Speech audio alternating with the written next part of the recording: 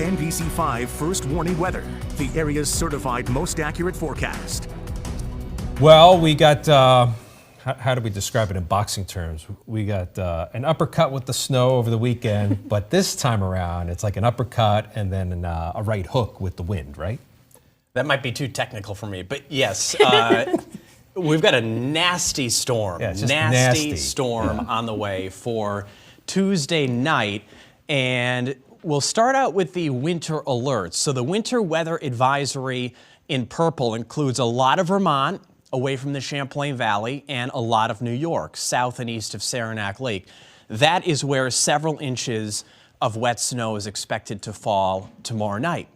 Then, while that's happening, and just after it happens, the wind goes through the roof, and I really mean through the roof, 60 to maybe 70 miles per hour, near hurricane force, late tomorrow night into early Wednesday morning. So the high wind warning in orange, basically the whole Adirondack Park, and then all of western Vermont, and then the brown color is a slightly lesser impact wind advisory.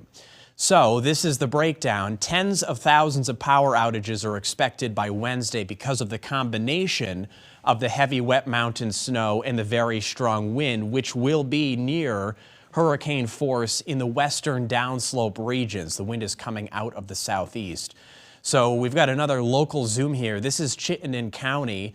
Very high wind impact, especially in those red colors. Look at Richmond, Heinsberg, Huntington, Buell's Gore, certainly Mansfield as well, the Jericho and Underhill, falling trees, falling limbs, and another stop here in Addison County. Look at how the map lights up along and just east of Route 7. Again, this is tomorrow night into early Wednesday morning. The potential there even for a couple of 70-mile-per-hour gusts, and there's a lot of overlap between the wind and the wet snow.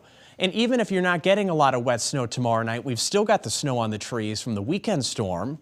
So it's really adding everything together that's giving us that really big power outage issue on Wednesday and the days that follow. So the low is way out over Oklahoma, going up towards Chicago. It's just not a classic track for powder snow. We don't have any powder snow in the forecast this time. It's just wet snow. There's still some left on the street on Merchants Row and Rutland, 24.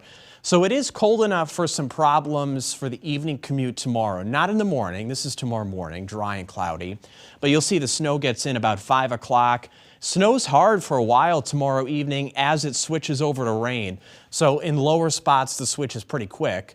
In the mountains, it takes longer. So the roads in the mountains, real greasy, real snowy late tomorrow. I wouldn't recommend travel at all, especially with the wind and maybe trees coming down at the same time. And then we have rain, pretty much a switch over for everyone to rain early Wednesday morning. Most of it is gone. Most of the rain, the wind's all gone by 8 o'clock Wednesday. At that point, it's basically what kind of damage is done. Assessment mode, essentially, for just about everyone. This is the snow map, a couple slushy inches in Clinton County, up to a foot on Mount Marcy, maybe a couple inches in Lake Placid as well. Not expecting much in Burlington, mostly a rain thing there, but then you go on 89 towards central Vermont. Several inches of wet snow tomorrow night into early Wednesday. Again, all of this will have rain on top of it as well.